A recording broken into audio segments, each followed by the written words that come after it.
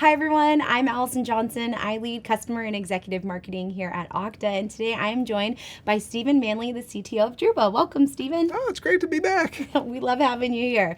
So one of the best parts of my job is I get to sit down with our customers like you and learn about what's top of mind. We've identified a handful of topics, and this series is about discussing those with leaders like yourselves to get deeper insights. And today we're here to talk about the growing threat of ransomware.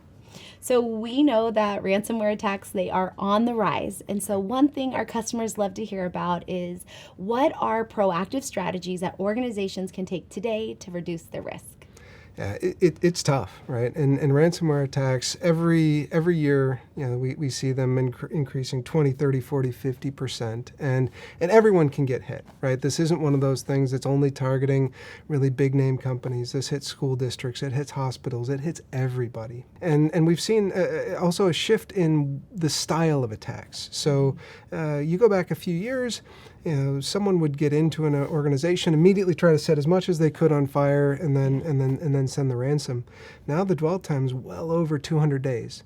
Yeah. They are getting into your organization, trying to compromise identity, trying to create accounts for themselves so that they can then look around. So as you look at this, it can feel really overwhelming because they're in there for a long time. They're exfiltrating data. They're masquerading as you, and so how do you prepare for something like that's so difficult? And so the first thing we tell people is, look, there's never going to be a perfect defense, right? That's life.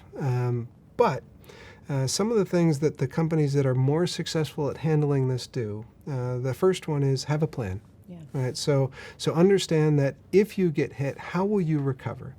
And that's something new for security teams, because security teams usually focus on, no, I'm going to stop it from happening, which they keep doing that, keep trying to stop it. That's a good thing. But you should be engaging with your IT team on how are we going to recover? What does that path look like? And IT teams, if you're watching, you should be engaging with the security team, because when it comes time to recover, you want to have been part of the process to understand when do you get to play. Because I'll tell you, when it comes to ransomware, the recovery process is different than everything else. If you have a normal server outage, you just restore it, right? Here, I don't know what's been compromised, so I need to wait to find out, is the environment clean before I can start recovering? So both of these sides have to work together. So that's one, is have a plan and make sure that your security and IT teams have connected. The second one is test that plan. Yeah. You don't want the first time you're trying out the plan to be the worst day of your life. You want it to almost be muscle memory when you get there.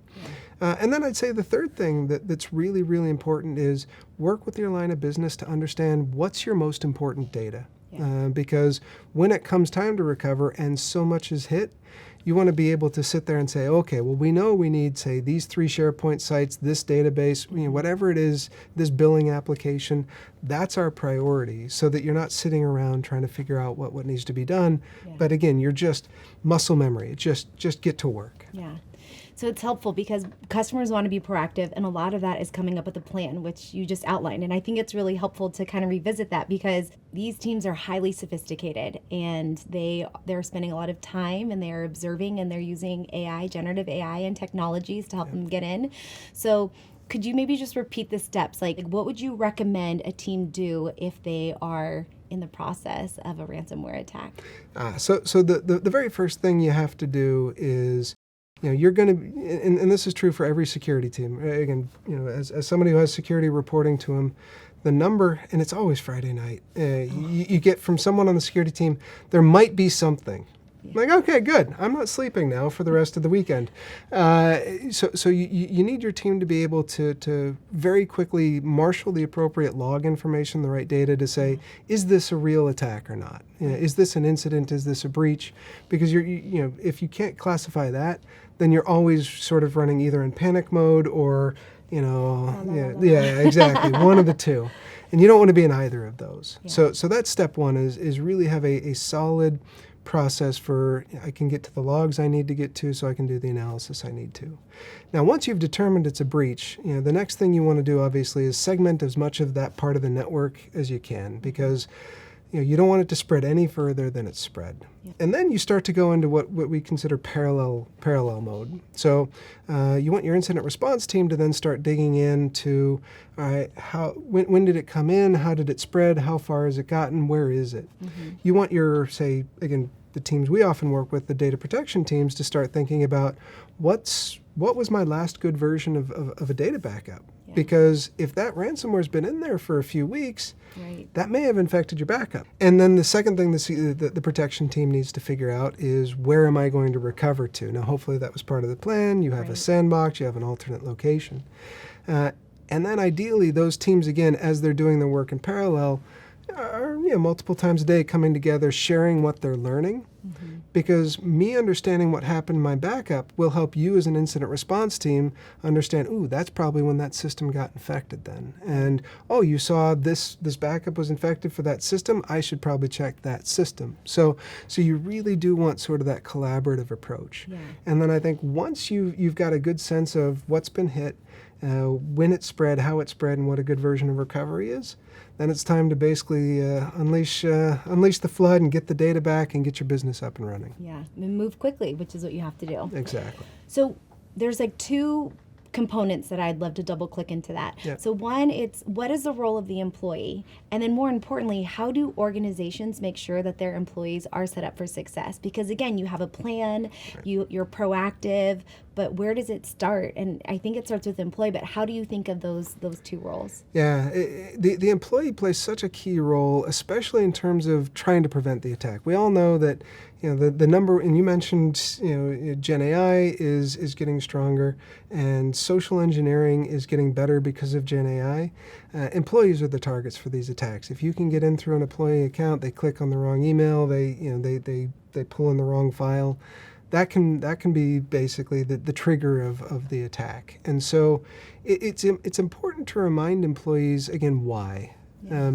Because so often they feel like you're just layering security practices on me, but you don't tell me why.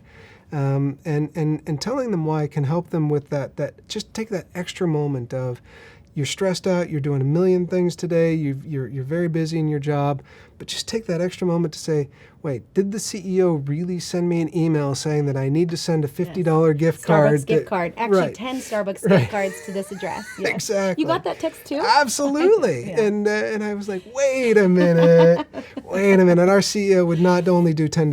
Yeah, Pete's, he's a Pete's guy. Yeah. But it's so easy for an employee to make that mistake because, again, they're juggling 100 responsibilities, and so it becomes really important to basically say, here's why we need you to take that extra beat, that extra breath, to just always have this in the back of your mind. Yeah. I think the second thing that employees can do that is a little bit harder is, again, think about the data you're accessing. Mm-hmm. We have a lot of our customers that endpoints are laptops are often phones, the first things that are compromised. Yeah. And their businesses have rules that say, do not download data onto your laptop. Right. But you know what they do? They download, and never for bad, and very rarely for bad reasons, right? I'm getting on a plane, I want to be able to work, I'm going to be somewhere with low connectivity, I like to, all good reasons. Right. But you really need to think hard about, should that data really be on my laptop? Because this is really sensitive data. And so, again, making sure that they know, that when you think about your data, you should keep that in mind. Really, really important. Yeah. Well, that's really helpful. If you had a crystal ball and you want to look towards the next 5 or 10 years, what are some of the emerging trends and technologies that you're excited about, or you think will have a bigger impact for organizations as they think about their data resilience? So there's probably 3 I'd throw out there. So the first one, the obligatory Gen AI, yep, right? And so one of the things that we're trying to remind people is the bad guys will always be ahead on AI because they don't need to go through internal compliance and legal rules before they can deploy AI tools. But you need to be watching and following as quickly as you can, as safely as you can. So that's one.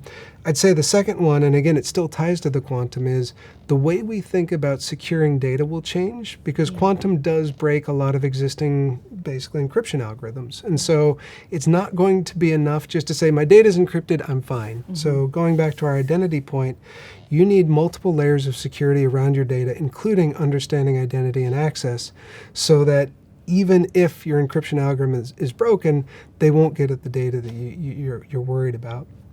And then I think the third one I'd throw out is, what's happening in the networking space. We're getting into 800 gigabit Ethernet. I know I got really geeky here with all of a sudden low-level hardware. But the point behind it is you're going to get higher and higher bandwidth predominantly in your cloud providers. And so everything we've seen in terms of going towards SaaS and cloud is just going to go faster and faster in that direction, because all the high-end, really high-performance stuff is going to be in the cloud. Yeah. Well, I can't wait for you to come back in 10 years and we can follow up on your predictions here. There we go. There we go. And by then, it'll be an AI me that's completely robotic. And I'll be on a beach in Hawaii just putting a couple prompts in. Perfect. Well, see you in 10 years. Well, thank you so much for joining us. Thank you guys so much. And we'll catch you next time.